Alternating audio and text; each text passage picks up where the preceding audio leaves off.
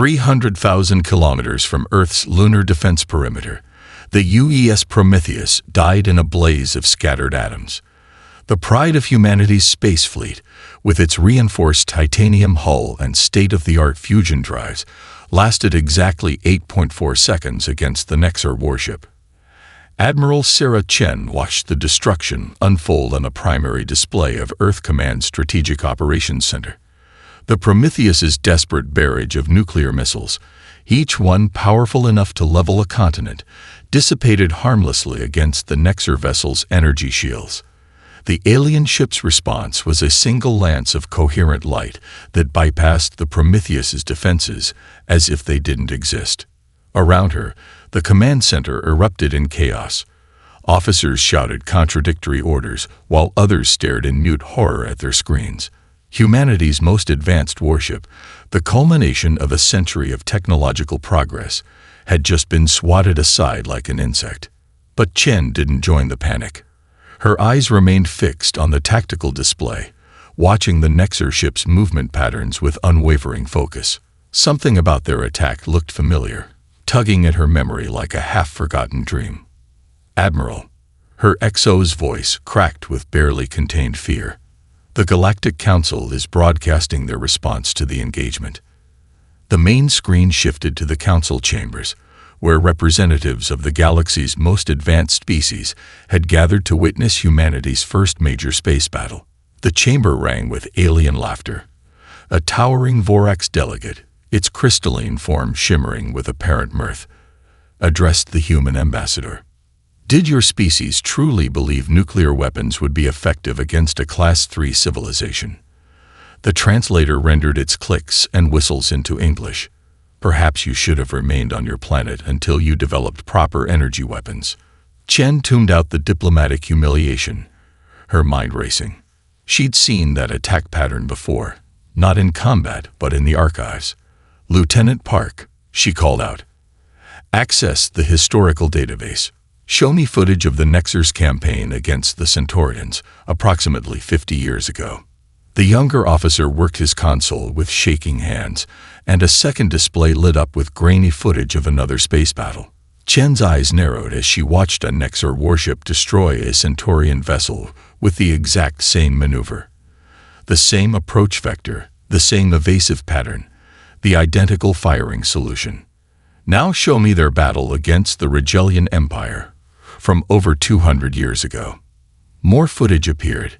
Different ships, different weapons, but the same precise sequence of movements. Chen felt her pulse quicken as pieces started falling into place.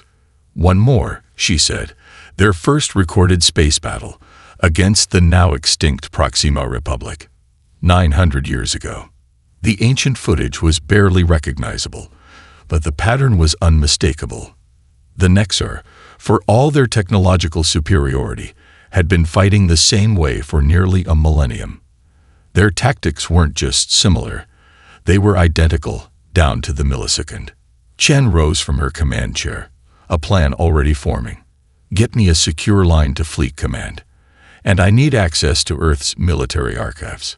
All of them. Ancient warfare, medieval battles, Age of Sail, everything." Her XO looked puzzled.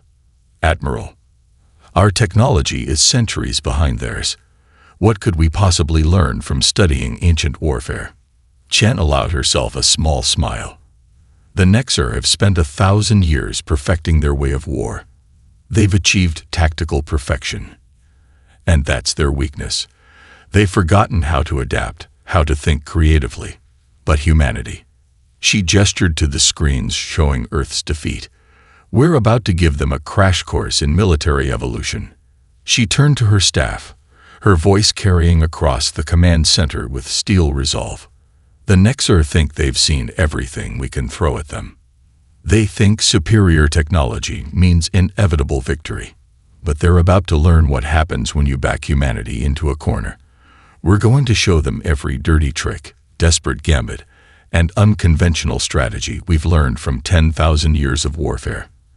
And we're going to start by teaching them about pirates." The Nexar patrol fleet moved through the Orion Nebula with mechanical precision, their formation a perfect geometric pattern unchanged for centuries. Their sensors swept space for human warships, searching for the energy signatures of fusion drives and nuclear weapons. They found neither. Instead, they found floating debris. "Lord Commander," the Nexar sensor officer's translated voice carried a note of confusion. "I'm detecting scattered wreckage ahead. Appears to be human cargo containers." The Nexar commander didn't even bother looking up from his tactical display. Primitive human garbage wasn't worth his attention. Log it and continue patrol. No human vessel would dare. The debris field exploded into motion. What appeared to be broken cargo containers suddenly ignited maneuvering thrusters, their surfaces painted in dazzling black and white geometric patterns that played havoc with visual targeting systems. The patterns shifted and warped as the containers moved, making it impossible to track their true vectors. "Multiple contacts," the sensor officer screamed. "They're everywhere." The containers split open like mechanical flowers, disgorging swarms of smaller vessels. Mining lasers, designed to cut through asteroid rock, sliced into the Nexar ship's hull at point-blank range. The patrol fleet's sophisticated targeting systems, calibrated for long-range engagement, couldn't block onto targets literally welded to their hulls. Aboard the makeshift command ship, a converted ore hauler named the Drake, Admiral Chen watched the chaos unfold. Her vessels, cobbled together from mining ships and cargo haulers, fought with the desperate creativity of their privateer ancestors. "Sir," her communications officer called out, "the Nexar are broadcasting on all frequencies. They're demanding we fight properly." Chen allowed herself a grim smile. "Send no response. Let them think we're common pirates. That's the beauty of asymmetric warfare. The enemy's strength becomes their weakness." The Nexar ships attempted to form their standard defensive formation, but the human vessels darted between them like schools of fish, their dazzle camouflage making it impossible to predict their movements. Each time the Nexar adjusted their shields to repel an attack, the humans had already moved to a different vector. "They're launching fighters," someone called out. "Perfect," Chen muttered. "Spring the net." As the Nexar fighters pursued the retreating human ships, they flew straight into clouds of specialized debris, fragments of solar panels and communication arrays that tangled in their engines. The fighters, designed for arranged combat between equals, had no protocols for dealing with what amounted to space caltrops. On the primary Nexar vessel, the Lord Commander raged at his crew. "Impossible. These are nothing but primitive scavengers. Our tactical computers show no precedent for." His words cut off as a modified cargo container, painted to match the nebula's gases, clamped onto his bridge viewport. Through the reinforced glass, he saw human figures in spacesuits give a cheerful wave before attaching breaching charges. The battle ended 20 minutes after it began. 3 Nexar warships destroyed, 2 captured, and 1 fled to carry tales of the encounter. The humans suffered only light damage, their improvised armor of layered cargo panels proving surprisingly effective. In the aftermath, Chen received a priority transmission from Earth Command. The Galactic Council was in an uproar. The Nexar delegation demanded sanctions against Earth for uncivilized warfare tactics. "Let them complain," Chen told her crew as they salvaged useful technology from the captured ships. "While they're debating proper combat etiquette, we'll be planning our next hunt. The nebula is our ocean now, and they're about to learn what humanity's privateers did to the Spanish Armada." She turned to her tactical officer. "What's the status of Operation Stormfront?" "The weather drones are ready, Admiral. 10,000 units, each programmed with Earth's most chaotic storm patterns." Chen nodded, studying the swirling gases of the nebula. "Good. The Nexar think they've lost to pirates. Wait until they try fighting the weather itself. Sometimes the old ways are the best ways, especially when your enemy has forgotten they ever existed." "They're calling it a fluke," Lieutenant Park reported, his holographic image flickering through the nebula's interference. "The Nexar High Command claims our victory was merely beginner's luck." Admiral Chen stood on the bridge of the Drake, watching streams of data from the newly deployed weather drones. Each unit was broadcasting the chaos of Earth's most violent storms into space. Hurricanes, typhoons, and cyclones translated into electromagnetic turbulence. Luck, Chen mused, is what happens when preparation meets opportunity. Are the drone swarms in position? Yes, Admiral. All 10,000 units deployed in a 5-axis spiral, just like hurricane formation. They're already affecting local space-time conditions. The nebula before them began to change. Waves of energy rippled through the gas clouds, creating patterns that would have been familiar to any Earth meteorologist. The spiral arms of a massive hurricane formed in space, its eye nearly 50,000 kilometers wide. Sensors detect a Nexar battle group approaching, her tactical officer announced. 15 ships, standard arrow formation. They're tracking our energy signatures. Chen nodded. Begin Operation Maelstrom. Signal the fleet. Dance with the storm. The human ships moved in perfect synchronization with the artificial weather patterns, riding the electromagnetic waves like ancient Polynesian wayfarers had once navigated the Pacific. Centuries of sailing Earth's treacherous oceans had prepared humanity for this moment. The Nexar fleet entered the storm zone at full speed, their formation unwavering. Their first sign of trouble came when the leading ship's energy shields began to fluctuate. Their shield harmonics are destabilizing, Hark reported with barely contained excitement. The storm patterns are creating interference waves exactly like we predicted. Chen watched as the Nexar ships struggled to maintain their perfect formation. Their shields, calibrated for stable space conditions, couldn't adapt to the constantly shifting energy patterns. It was like watching a square peg trying to fit through 1,000 different holes at once. Multiple Nexar ships reporting system failures. Communications chimed in. They're trying to send formal protests about our manipulation of natural phenomena. Let them protest to the storm, Chen replied. All ships, execute Operation Poseidon. The human fleet struck from within the chaos, their vessels following paths that mirrored the natural flow of the storm. Where the Nexar fought against the turbulence, humanity's ships embraced it, using the electromagnetic currents to accelerate and maneuver in ways their engines never could alone. A Nexar dreadnought, its shields weakened by the storm, found itself surrounded by 5 human vessels riding different spiral arms of the hurricane. Their attacks came not in sophisticated patterns, but with the raw power of the storm itself behind them.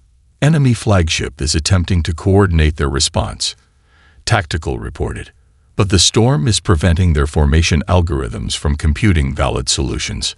Chen allowed herself a small smile. They've forgotten that nature doesn't follow algorithms. Task Group Typhoon, show them how Earth sailors handle rough weather. A squadron of modified destroyers burst from the eye of the storm, riding the electromagnetic equivalent of a rogue wave. They struck the scattered Nexar fleet like a tsunami, their weapons enhanced by the storm's power. Ships that had seemed invincible in normal space found themselves overwhelmed by forces their computers couldn't predict. Nexar fleet is in full retreat, Park announced triumphantly. 7 ships destroyed, 3 critically damaged. The rest are withdrawing at maximum speed. Chen watched them flee, their once perfect formation now in shambles. Send word to Earth Command. The Orion Nebula is now under humanity's control. And inform our meteorology division. Their centuries of studying Earth's weather patterns just won us a sector of space. As the artificial storm began to dissipate, Chen turned to her crew. The Nexar think they've seen the worst of what nature can throw at them. Wait until they learn what we've learned from Earth's weather. After all, she smiled, they haven't experienced our hurricanes, tornadoes, and tsunamis all at once yet. Silence filled the bridge of the UES Barracuda as it drifted through the dense gas clouds of the Orion Nebula. The ship's reactor had been powered down to minimal life support, its hull cooled to match the surrounding space. Around it, 40 other human vessels waited in similar states of artificial death. Captain Maya Rodriguez, handpicked by Admiral Chen for this mission, watched her breath crystallize in the cold bridge air. Status of the Nexar patrol. she whispered, though sound couldn't travel through space. Still following their predicted route, her sensor officer replied just as quietly. 6 capital ships, 2 escort squadrons. They'll pass directly overhead in 15 minutes. The Nexar had adapted their tactics after the storm battle, implementing new shield configurations and electromagnetic countermeasures. But they still hadn't learned the most crucial lesson about hunting humans. Sometimes the most dangerous predator was the one you couldn't see. All ships reporting ready, communications murmured. Ghost protocol in effect. Rodriguez nodded. The tactic was ancient, as old as submarine warfare. Power down everything but the essentials, mask your thermal signature, and wait in perfect silence for your prey. The Nexar, for all their advanced technology, had never conceived of ships deliberately playing dead. The enemy fleet appeared above them, their energy signatures blazing against the nebula's background like miniature suns. Their sensors swept the area repeatedly, searching for the human fleet that had embarrassed them twice before. They're scanning with active pulse arrays, Tactical reported. Standard search pattern. Rodriguez allowed herself a grim smile. The Nexar were looking for powered ships, for engine signatures and weapon emissions. They never thought to look for cold spots in space, for areas where the nebula's natural radiation was slightly blocked by silent vessels. Time to range, she asked. 3 minutes. We'll have a clean shot at their ventral sectors. The Nexar ships passed overhead with majestic arrogance, their formation perfect as always. Not one of their sensor operators noticed the subtle shadows moving beneath them, like sharks following a school of fish. All ships, Rodriguez breathed into the fleet channel. Execute Ghost Strike. 41 human vessels surged to life simultaneously. Power rushed through previously dormant systems as reactors spun up to full capacity. Before the Nexar could process what was happening, the Ghost Fleet struck from every direction. The human ships had positioned themselves precisely during their silent wait, each one targeting a specific weakness in Nexar ship design. Weapons fire concentrated on shield generator nodes, reactor vents, and sensor arrays, all the vulnerable points they'd identified in previous encounters. They're trying to establish their defensive formation, Tactical called out. But they can't maintain position with us inside their minimum safe distance. The Nexar fleet, designed for long-range combat, found itself in a point-blank knife fight. Their sophisticated targeting systems, calibrated for distance engagement, couldn't track enemies practically touching their hulls. It was like watching tigers trying to fight piranhas in a pond. Enemy flagship is broadcasting. Communications reported with a hint of satisfaction. They're demanding we stop using dishonorable tactics. Rodriguez laughed. Send them Admiral Chen's prepared response. Honor is for monuments. Victory is for the living. The battle lasted barely 6 minutes. When it ended, the mighty Nexar patrol fleet was reduced to drifting wreckage. Not a single human ship was lost, though several would need extensive repairs. Secure from Ghost Protocol, Rodriguez ordered as life support systems returned to normal levels. Begin recovery operations. I want anything salvageable stripped from those wrecks before their reinforcements arrive. As her crew worked, she composed her report to Admiral Chen. The Ghost Fleet strategy had proved even more effective than expected. The Nexar's rigid adherence to proper warfare had left them completely unprepared for an enemy that simply refused to fight by the rules. Captain, her XO interrupted. We're picking up massive energy signatures at the edge of the nebula. Long-range scans suggest it's their entire regional battle fleet. Rodriguez studied the data and smiled. Good. Send word to Admiral Chen. Tell her the Nexar are finally learning to take us seriously. Now we can show them what humanity does when we stop playing nice and start fighting to win. In a secure bunker beneath Earth Command, Dr. Isabella Morris watched lines of code evolve across her screens. The program had started as a simple virus, but now it was something else entirely. A digital organism that mutated and adapted in real time. The Spanish flu killed 50 million people in 1918, she explained to Admiral Chen, who stood watching the data streams. Not because it was the deadliest virus, but because it could evolve faster than human immune systems could adapt. We've replicated that evolutionary pattern in code. Chen nodded, studying the simulations, and the Nexer's cyber defenses are like a patient who's never been sick. Morris smiled. Their systems have perfect immunity against known cyber attacks, but they've never faced a virus that can evolve. The Admiral checked her tactical display, where the massive Nexer battle fleet held position at the nebula's edge. How long until the virus is ready? It's ready now. It's been ready for 6 generations. What you're seeing, Morris gestured to the screens, is it evolving countermeasures against defenses we haven't even encountered yet. Chen keyed her command channel. All ships, prepare to execute Operation Pandemic.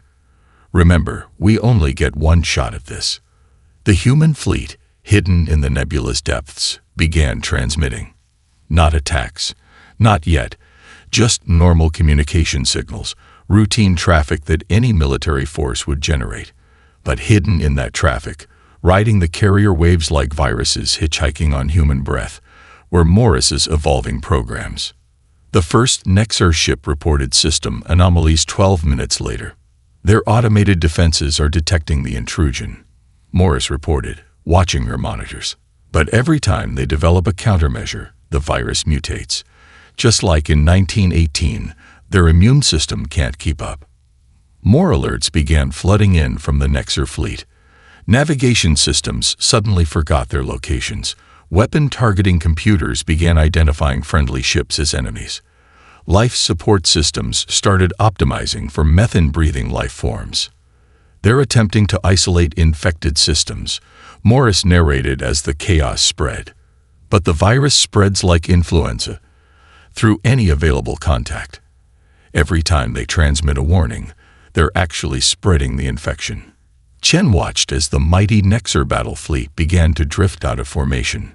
Ships fired thrusters randomly as their navigation computers succumbed. Energy weapons powered up and down without command. Shield generators fluctuated wildly. "Sir," her communications officer called out, "we're intercepting their internal communications. Their tech priests are praying to their machines." The Nexer have merged with their technology so completely that they've forgotten about biological warfare, Chen mused. They never considered that the principles that make organic viruses effective could be applied to computer code. On her screens, Morris's virus continued to evolve. It learned from each encounter with Nexer defenses, developing new transmission vectors, new ways to subvert and control. Ships that managed to purge one variant found themselves infected by a new, more resistant strain moments later. Their fleet admiral is ordering an emergency system reset, Tactical reported. All ships powering down to purge the infection. Chen's expression hardened. That's our window. All ships, execute attack pattern Epsilon. Show them why you never lower your defenses during a plague. The human fleet struck while the Nexer ships were paralyzed by their own restart procedures. Without shields, without weapons, without even maneuvering capability, the mighty battle fleet was helpless against the most basic attacks. Enemy fleet is in full retreat, Morris reported with satisfaction. Those that can still navigate anyway. The rest are just drifting. Chen studied the battlefield, where the remnants of the Nexer fleet limped away in disarray. Send word to Earth Command. Tell them the digital blitz was successful. And Dr. Morris. Yes, Admiral. Start working on the next virus, something based on the Black Death this time. Because when the Nexer return, and they will return, I want them to experience every pandemic humanity has ever survived. Mayday, Mayday. This is UES Hyperion. Major reactor breach. Life support failing. Requesting immediate assistance. The distress call echoed across all frequencies as the crippled human freighter tumbled through space. Plasma leaked from its wounded hull, and escape pods littered its trail like breadcrumbs. Perfect bait for a trap. Aboard the Nexer dreadnought Eternal Dominion, Supreme Commander Vex Thor watched the wounded vessel with growing anticipation. After the humiliation of the virus attack, his superiors demanded a victory. Any victory. Scan that vessel, he ordered. I want to know if this is another human trick. His sensor officers complied, their cybernetic interfaces probing the freighter. Readings confirm critical damage. Lord Commander. 200 cargo containers in its hold, most broken open by structural damage. Contents appear to be industrial raw materials, nothing weapon grade. Vexthor's mandibles clicked in satisfaction. Perfect. Even if it is a trap, our new viral countermeasures will protect us. Prepare boarding parties. I want that ship captured intact. Let's show these humans how real warriors fight. The Eternal Dominion, pride of the Nexer reinforcement fleet, moved alongside the stricken Hyperion. Its massive hull dwarfed the human vessel, making it look even more helpless in comparison. In the freighter's darkened bridge, Lieutenant Sarah Mitchell smiled as she watched the dreadnought approach. They took the bait, Admiral. Right where you said they would. Chen's voice crackled through the secure channel. Wounded prey appeals to their pride. Maintain radio silence and wait for my signal. Let's see if they've learned anything from our previous lessons. The Nexer boarding shuttles attached to the Hyperion's airlocks with mechanical precision. Armed troops stormed aboard, their advanced armor protecting them from any conventional human resistance. They found empty corridors and abandoned posts. Bridge is deserted, the Nexer squad leader reported, moving to secure the cargo hold. In the darkness of the hold, hundreds of broken containers lay scattered across the deck. Their contents, simple gray powder, floated in the zero gravity like deadly snow. Analysis indicates basic metallic compounds, a Nexer scientist reported, scanning the powder. Appears to be raw materials for primitive manufacturing. No signs of weapons or... His voice trailed off as the powder began to move. Not floating randomly anymore, but combining, organizing, following patterns written into their molecular structure. Patterns based on Earth's most efficient colony insects. The containers. Someone shouted. They're not broken. They're hatching. The gray powder swirled together, forming into tiny machines no bigger than ants. Each one carried a fraction of the programming that Dr. Morris had evolved from real ant colony behaviors. Individually, they were harmless. Together, fascinating, aren't they? Mitchell's voice echoed through the ship's speakers. Inspired by army ants, each one programmed with simple rules. Gather resources, replicate, protect the colony. And right now, your ship looks like one big resource. The Nexer troops opened fire, their energy weapons vaporizing hundreds of nanites. But like a real ant colony, destroying individuals meant nothing. Thousands more emerged from the scattered powder, following chemical trails left by their fallen companions. Full retreat, the squad leader ordered. Back to the ship, seal all airlocks. But they had already carried the nanites back with them, clinging to their armor like invisible spores. As the Nexer fled back to their dreadnought, they'd brought humanity's weapon with them. From the safety of the nebula, Chen watched through the Hyperion's cameras as the Eternal Dominion's hull began to change color. The nanites were already consuming its outer layers, using the raw materials to replicate exponentially. Send the activation signal, she ordered. Mitchell complied, transmitting a code that transformed the scattered nanite colonies into a single superorganism. The dreadnought's hull rippled as trillions of microscopic machines began restructuring it from the inside out. A shame they never studied Earth's biology. Chen mused as the massive ship began to dissolve. They might have learned that sometimes the smallest enemies are the deadliest. After all, it wasn't the mammals that killed the dinosaurs. It was the tiny things they never saw coming. The Nexer High Command had finally lost patience. After 6 humiliating defeats, they deployed their ultimate weapon, the Planet Killer Fleet. 50 massive warships, each capable of reducing a world to ash, emerged from hyperspace at the edge of the Orion Nebula. Admiral Chen studied the tactical display aboard her new flagship, the UES Hive Queen. The enemy ships were arranged in their characteristic perfect formation, but something had changed. Their movements were different, more cautious. "They're learning," she noted with professional admiration. "Their formation is designed to counter everything we've thrown at them so far. Multiple layers of shields, rotating energy frequencies to resist our viruses, point defense systems for our nanites. Can we beat them?" Lieutenant Park asked, his voice tense. Chen smiled. "They've adapted to our previous tactics, but that's exactly what I wanted them to do." Lieutenant Mitchell launched the swarm. From the Hive Queen's massive launch bays, thousands of drones emerge. Each one was barely larger than a fighter pilot's helmet, built from salvaged Nexar technology and programmed with algorithms derived from Earth's most successful species, locusts, bees, and ants. "Swarm patterns active," Mitchell reported.